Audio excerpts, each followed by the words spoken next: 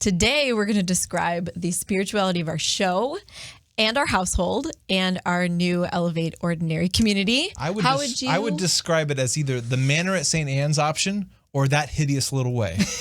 See you in a moment.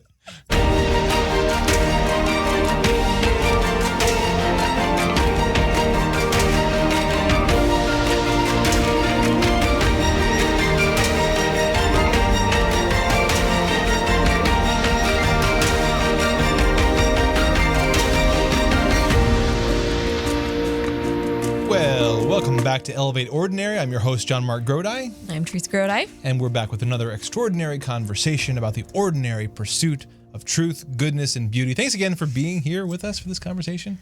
Today we're talking about, as we mentioned in the beginning, we're going to be talking a little bit about one of our favorite books, that Hideous Strength. Our favorite. Okay, I'm sorry. Book. Our favorite book, C.S. Lewis, Space Trilogy, that Hideous Strength. But more generally, we're talking about kind of the spirituality of our home, kind of our particular spirituality of our home, kind of the spirituality behind this show, kind of what the show is about, and also what our patron community is about. And you can check out our patron community by going to elevateordinary.com, and you'll see that it's called the Manor at St. Anne's, which we referenced in the beginning.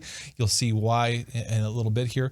We're going to talk today about that patron community, why it's called that, because it's really tied in with what this show is about, kind of our particular flavor of how we're trying to live out our faith and love the Lord and try to be saints in the ordinary life. That's what this show is about. We're going to be talking about that. Be sure to download. Actually, before we go to that, I'm sorry. I need to back up here. We have a special thank you today to, let's see, Colin and Rachel Snyder, who are our first patrons in the St. Manor. What's it called again? The Manor at St. Anne's patron community for Elevate Ordinary, the show. Thank you. Thank you. Colin and Rachel. How exciting. This is just awesome. VIP because it's just us and you on this app. I know. It's going to be good. Actually, this is a good place to mention that we'll talk about this today, but we're going to be doing a book study in our patron community. So please join. We're going to go through this. We will do it with two other people in it. Hey, we ain't scared. I mean, this is probably the 11th. This will be like the 11th you ready time for your book that study? we've read this book. So we're going to be reading through. So get your copy of The Hideous Strength by C.S. Lewis, and if you haven't already, read the two books before it. But we're going to go through it chapter by chapter, or maybe a couple chapters by couple chapters. Yeah, and give our reflections on our phone. We'll just do a little. You'll figure out how You'll to see do us that. there. So again, elevateordinary.com, become part of our patron community there if you like what we're doing on the show. The best way to access that community and the other shows on AWAKEN Catholic and to follow this show is via the AWAKEN app at theawakenapp.io. So gosh, we hope to see you there. It's going to be a lot of fun. Teresa, tell us also about an extra special announcement. Yes. We have a pilgrimage, an Elevate Ordinary pilgrimage coming up in the future. This is like 15 years in the making. I'm so excited. In July of 2022, we're in the year 2021 right now, right? Okay, so in July of 2022. So far, so good. We will be going to Rome, Assisi, and Medjugorje for 14 days, 15 days. We'll have our spiritual director is Father David Kidd, who used to be on a super cool show here, but then he got too super cool and too amazing of a priest, and he just, is doing priest stuff now. How dare you? So if you want to join our pilgrimage, oh gosh, I keep hitting the microphone. I'm sorry. If you want to join our pilgrimage, go to CatholicFaithJourneys.com. Click on Open Pilgrimages and find our Medjugorje pilgrimage with spiritual director Father David Kidd. I'm just so excited. I can't wait. We haven't been to Rome and Assisi since our honeymoon. Yeah. And you've never been to Medjugorje, and I've been twice, and I haven't been in 15 years. So we're actually going to take our older two kids who don't know that yet. Yeah. We haven't told them, so if you see them, don't tell them. And our baby. Yeah. Because I'm pregnant. The conversation that we're having today, as well as the conversations we have on the show. Again, if there's anyone out there, if you like these conversations, it would be great to go on a pilgrimage with you. So if there's any one of you, we know that there are two of you out there who like these conversations. Two, Colin and Rachel, legends, both of you. All right. So today we're talking about, what are we talking about? This is one of our favorite books. This is That Hideous Strength by C.S. Lewis. It is the third in C.S. Lewis's Space Trilogy. As a quick aside, did you know that C.S. Lewis had a space trilogy? I just met a new C.S. Lewis fan the other day, and he's like, yeah, I'm a totally big C.S. Lewis fan. I'm like, have you read a space trilogy? And he's like, what? A space trilogy? I'm like, come on. I have a theory, okay? And I don't usually get like this, but I really think that there is a veil over C.S. Lewis fans and people in general about reading this book. Like, I think it's a veil that's there that needs to be lifted. It's like that first scene in Paralandra, right? That's what's going on. That's the second people book. Are being kept away of the space trilogy. But it's because, I think it's because that this book is insanely prophetic. Insanely relevant to the world today. Yeah. I mean, like, people are talking about reading 1984 and like some of the. Don't read that book. Well, read that book. No, it's a good book. Do whatever you want. It's a classic. But this book, That Hideous Strength, the C.S. Lewis Space Trilogy, is far more timely, and it's Christian with a Christian ending, which is what's missing in 1984. Yeah. Dang it, I keep hitting the microphone. We jokingly started the show with a couple of combined literary references. So the Manor at St. Anne's option, which the Manor at St. Anne's. We talked about the Benedict option, didn't we, on here? At some point, yeah, I'm sure. So yeah, that's our little joke, the Benedict option, because we do like that book, Rod Dreher's book, The Benedict Option, talking about referencing, St. Benedict, or at Labora, St. Benedict Medal, trying to live out the faith in the midst of a difficult world, a world that's against the faith. What that looks like for the modern person. That's what the Benedict option was about. How does a modern Christian and there's family, been tons of spin-offs since. All kinds of other options. So we got the Manor Dominican option. Also, that hideous. What did I say? That hideous little way. Oh yeah, the little way. We obviously the little way of Saint Therese. Her spirituality of looking at all the little things done in love as being world shaking, earth shaking. That we're given responsibility. We're given the power to do greater things by our fidelity to little things. That's bound up with our elevate ordinary spirituality here too. So what is the Manor at St. Anne? The Manor at St. Anne. So again, spoilers maybe. We're going to do a book study of this, but yeah, the two factions that end up in this book. One of the good guy faction, whatever. While there's this plot, this celestial political plot unfolding. Celestial, interplanetary governmental plot to all of the going things on in the world. No, all the stuff. The point is that on the good guy side in the book, the protagonists of the book find themselves at the Manor at St. Anne's, which is this old manor on a hill, and it's this collection of different people who've been called together, and they know they've been called together for a mission. They know they've been called together to somehow stand against the forces of darkness arrayed against the light in this book. But what do they find themselves doing? They find themselves called to this manor where they are gardening and they are living cooking, and sharing the chores and living out life, ready for whatever God's calling them to do, but called to just live the simple life in the meantime. And we were just so inspired by this when we first read it together, and we've read it many times since. In that, never to put too dramatic of a point on it, but the world, we are in a war. We are in a battle in this world. We always have been. The spiritual battle, however you interpret the specific events and people and forces that are out there now. The point is we're in a spiritual battle, and the perennial question is, how do we as parents, how do we as spouses, how do we as a family or as a parish, to go maybe one step outward, how do we live out the faith when the times seem so dark in so many ways?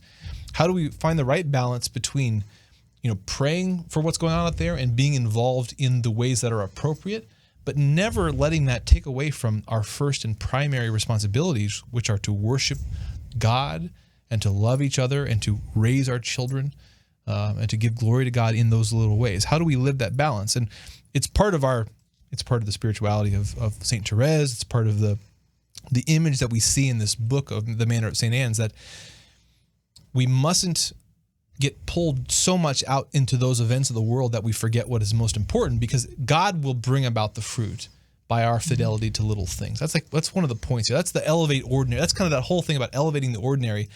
It's in our fidelity to the ordinary that God enables us. He gives us and he calls us to do the extraordinary, but we must discover what it means to be faithful, radically faithful in the ordinary.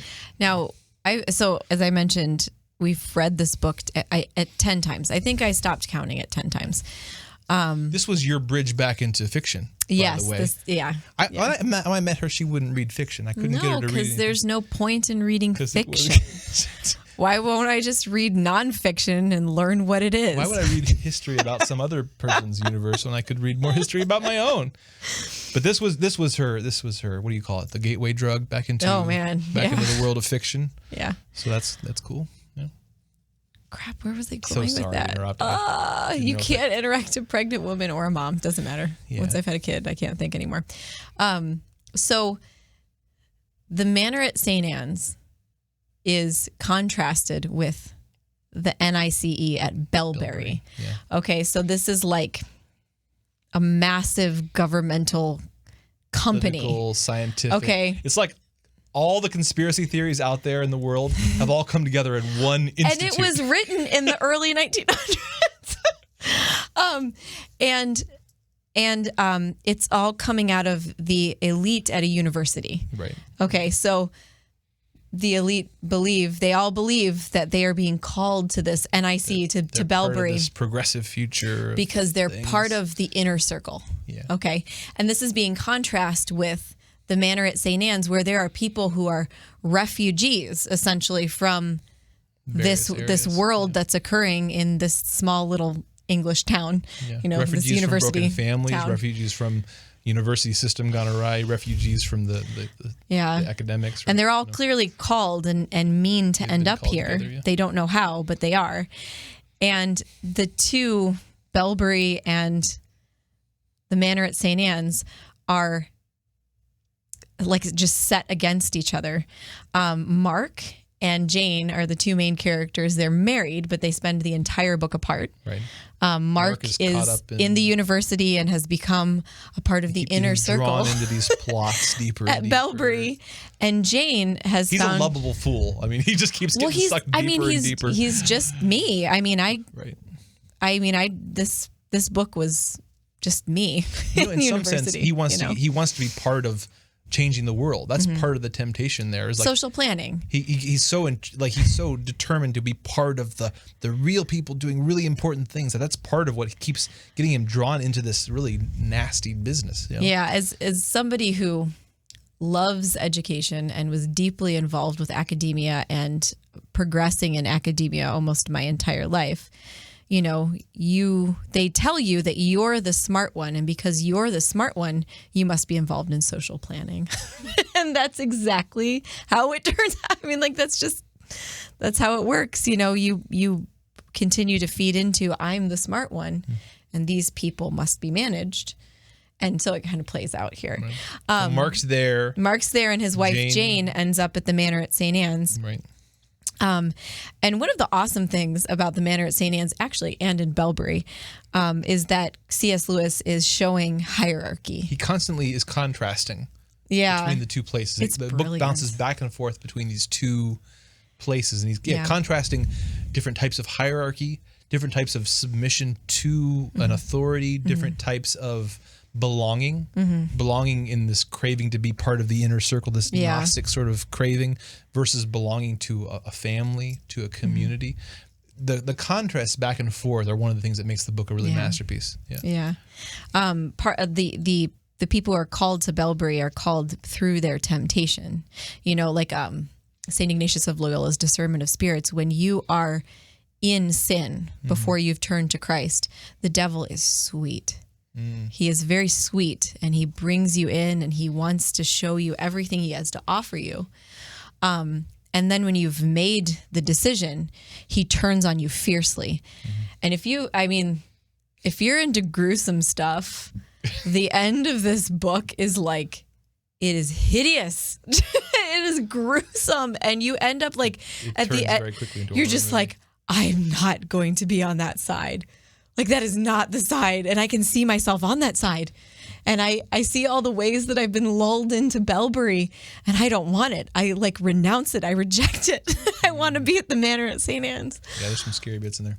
Yeah. Ooh, so, I got good. Again, I literally have goosebumps. In our Patreon community, we're going to be doing a book study, and I'm excited for that. So we'll dig more into the events and the characters as we go. But I mean, our goal today was just to try to talk through some points of, again, we've put up the picture a couple times.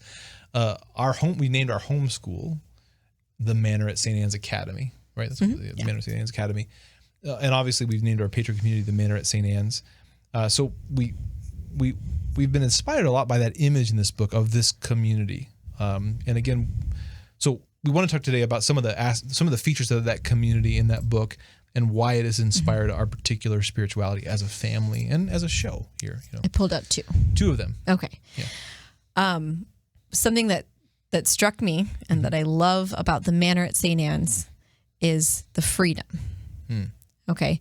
So at one point, Jane, like everybody who comes there of their own free will. Maybe they're not certain how they got there, but in the end, it is their free will that they choose to submit to this hierarchy. They choose to recognize it and they choose to live in it. And at one point, Jane desperately wants to join them. Like she's a converted Christian now, and she has that, I'll do anything. Mark, my husband, is part of my past life. I love him, but he's gone, and the director, who is their eccentric leader, who's in all the other books, and goes to space and whatnot. Catholic. Yeah. He tells her that like he can't have her without, like, does your husband know you're here? Does he, what does he think of it? And she gets so affronted. And I get it because I've been there. Like I was a born and raised feminist where she's like, is it not my decision? Like, because I'm married, like I can't make this decision on my own, But the director recognizes the reality. Like you are really married. Like that last episode we talked about justice. The justice of the reality of that relationship. It's not just how I feel about the relationship. It's a real relationship. That there is a way if things got so bad that you could join without his, like if there was just no possibility. But while there is still a possibility of confronting him and telling him and asking him to join you, like that has to be pursued first, and Bellbury, the contrast, no one can leave. Even when they have it in their free will, it's like, well, we're going to charge you with murder. How about that? Yeah. And we have all these ways to prove that you murdered all these subtle ways that entrap or eventually just, other means of keeping people there. And it's just when in a marriage, okay, you go into marriage. So let's just assume you're like educated Catholics. Okay, you're committed, educated Catholics, and you go into marriage with all of these ideas and hierarchies and what you think marriage is going to be like. Mm-hmm. But then the longer that you're married, you realize you can't coerce or manipulate the other person to do what you want. It has to be their free will, or you don't have a marriage anymore. You have a strained marriage, okay? Sometimes I remember hearing Christopher West talk about this, and this was actually the very first time I'd ever thought of that. For me, all dating relationships, marriage relationships, they were all a power struggle all the time. Someone was always looking to hurt somebody else. Someone was always looking to control somebody else. And, like when you watch typical TV and you've got the man role and the woman role, and they're always fighting and bickering and talking about each other and trying to get money from the other one or whatever. That's just how I thought marriage was, a constant power battle. And then I remember hearing Christopher West talk about so your wife. And she said she does not want to have a date tonight, but you know her and you know all the things that you can do to make her want to have a date tonight. But is that right? Manipulating her when you know what her free will has said, it's not forced, and you're not being a jerk about it. You're just doing the things that the other person likes, and you're going to turn them around. So it's two different images of relationships. Again, we have this in society also. Do we see society as a system in which we have a social contract where we're all going to act in our self-interest, and we'll have just enough rules and a system to make sure that nobody gets too abused? Well, again, some people see marriage like that. That it's a social contract. We're both in it for self-interest. So we have to have the agreement and, divide it all 50-50 and everything, because this is just a convenient way for us both to get more of what we want out of each other, rather than a free will decision to enter into a covenant where I'm trying to give all of myself. Mm-hmm. I am freely putting myself in your service. I am freely putting myself, even both ways, for a man and woman in certain respects. I mean, there is, the husband does have a particular role. We understand that from Scripture, but there is a mutual submission in a certain respect of, we're both, like, we are putting ourselves in covenant with one another. Like, I have given over some of my freedom. Mm-hmm. I have changed the course of my whole life now to be narrowed to, that my future is bound up with you. And mm-hmm. I can't, even if my feelings temporarily change, that doesn't matter to the justice of the real relationship that we have. Yeah. But it has to, again, that's a covenant, a relationship of submission and service and love that can only be entered into freely, mm-hmm. And then conducted freely. Yeah. Nice. Well, that was a good point. Okay. What was your other one? You want number 2? Sorry. Yeah, sure. Hit us with it. Well, so something that I really liked about the Manor at St. Anne's, something that I felt I identified with, because being a feminist and then never wanting to have children, and then now like being married, having children, loving children, wanting to stay home, wanting to homeschool them, like it's just a completely different. It's like, it looks so entirely different. And so when you're trying to form your culture, like I'm looking at homeschooling and I'm looking at being a housewife. Oh, my friend hates when I say that, and I said it again. Being a stay-at-home mom. Is that any better? It's a housewife. I'm married to my house. A wife and a mom. Two of the most glorious things in the world. That's how we'll say it. Go ahead. Okay. Proceed. Thank you. Like I needed to inform my... what's it called? The framework. I needed framework to put that in.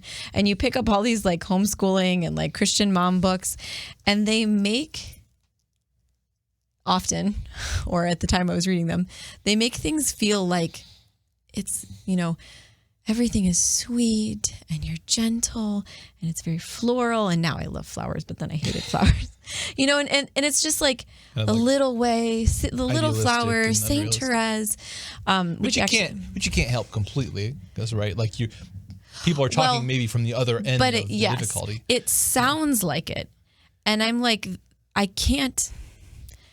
would have to kill something within myself, within my God-given character and temperament, for that temperament, this new temperament, to completely exist. I don't know how to describe it. Well, this is how it's going to be described. Described. Yes, go ahead. Oh, Lord have mercy.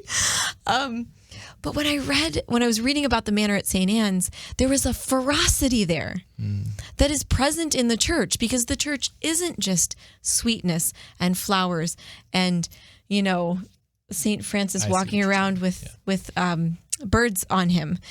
There's a ferocity to St. Francis. There's a ferocity to St. Therese. Mm-hmm.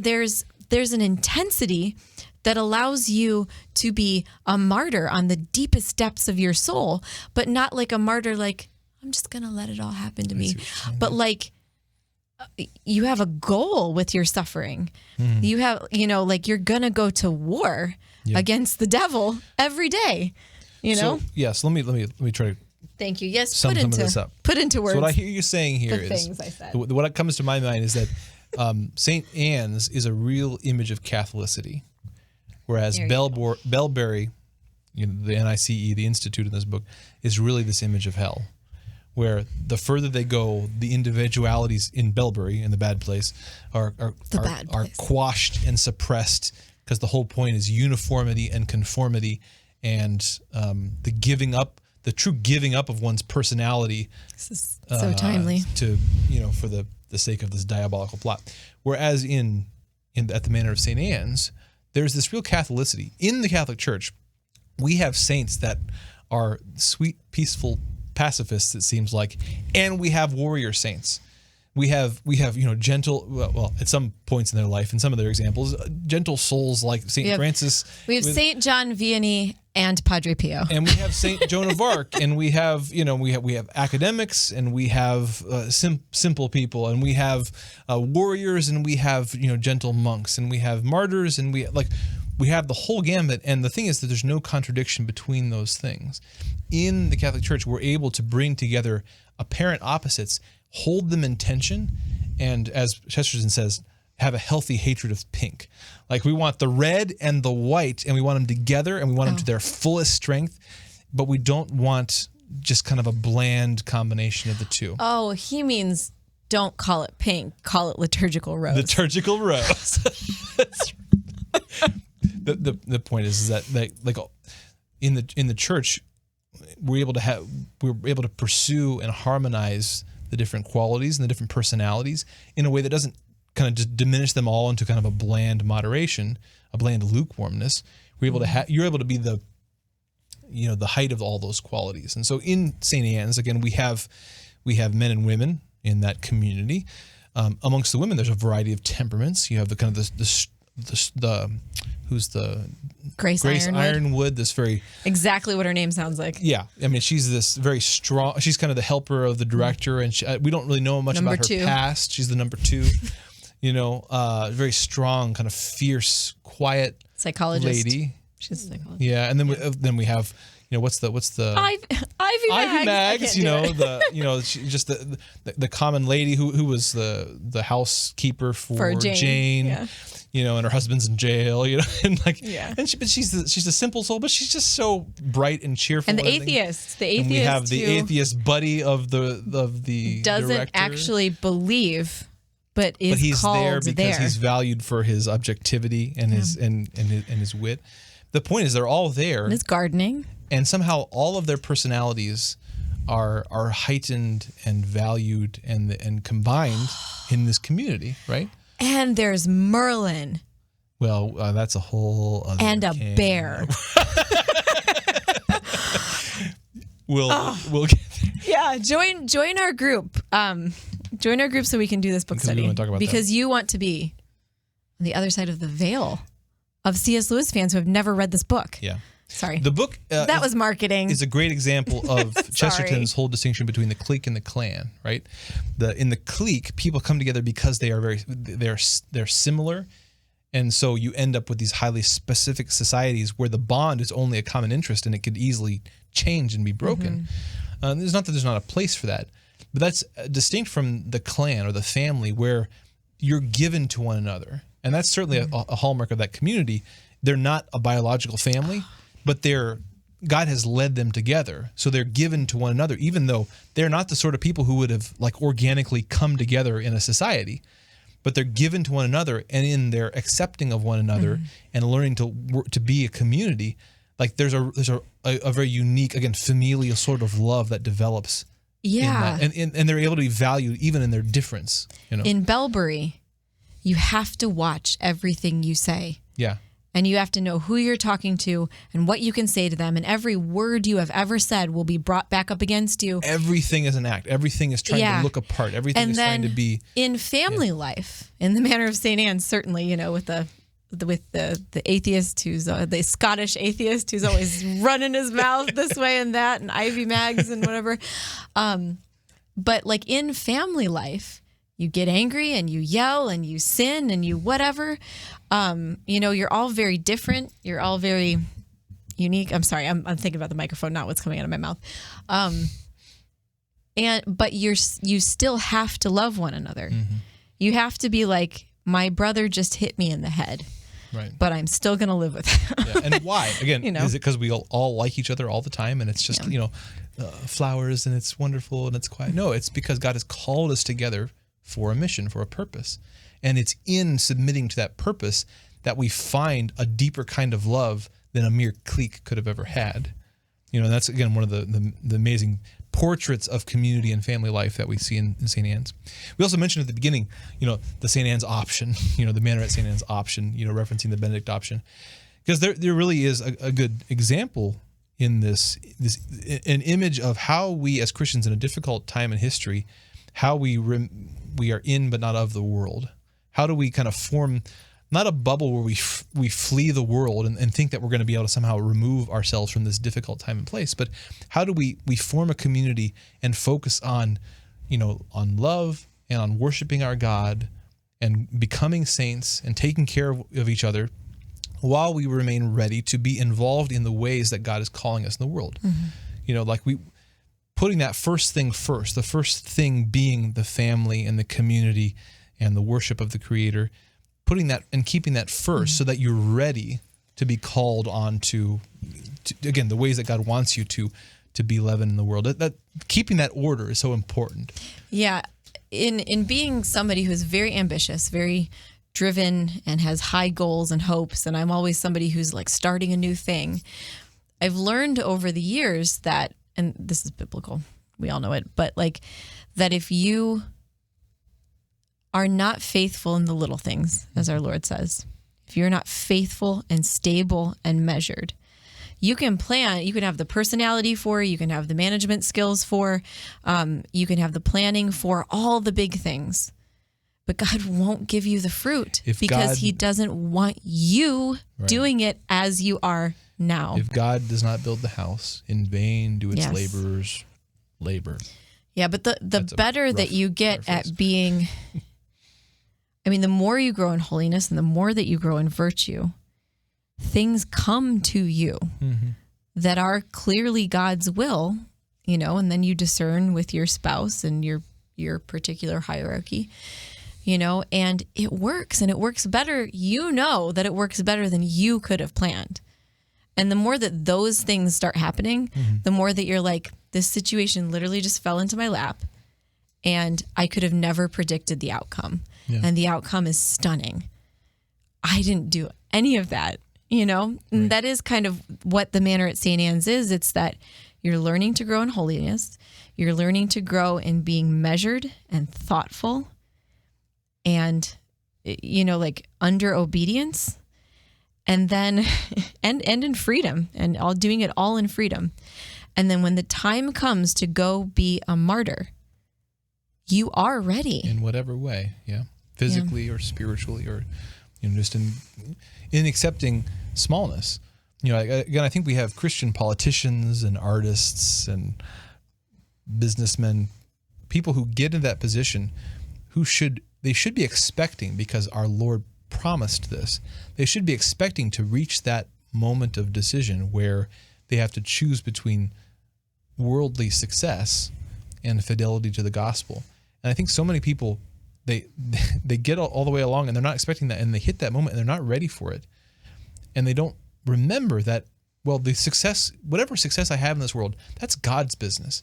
My business is to be faithful. And so if I reach that point where there's a choice between getting a leg up in politics or whatever it is, being a little bit more successful in terms of what I can understand and predict, versus remaining honest, versus remaining just and pure, versus remaining faithful to the gospel. I have to be ready to joyfully say, yep, this is the moment. This is the small martyrdom I'm called to. I will accept failure in the world's terms if it means success in being faithful to the gospel.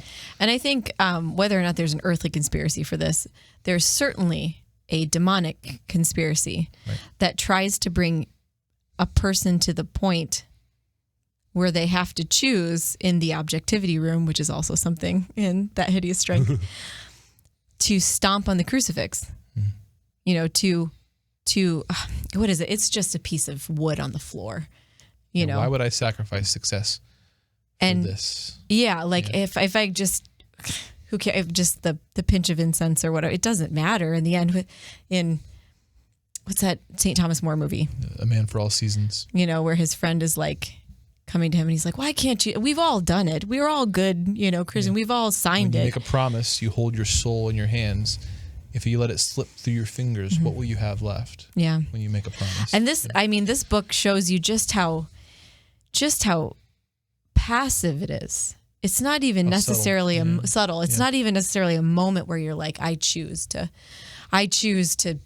be on this evil side, just like the Israelites. Yeah, it wasn't like steps, the little chinks in the armor. It wasn't like my life is good as an Israelite, and then here comes somebody who says sacrifice your baby to Moloch.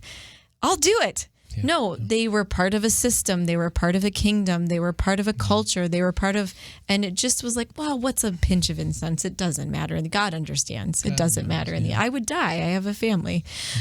So if you're not faithful, in the little things. God cannot bring you to the big things with you being faithful in them. Right. Yeah. Well, freedom and ferocity. This was a good episode to come after the justice one.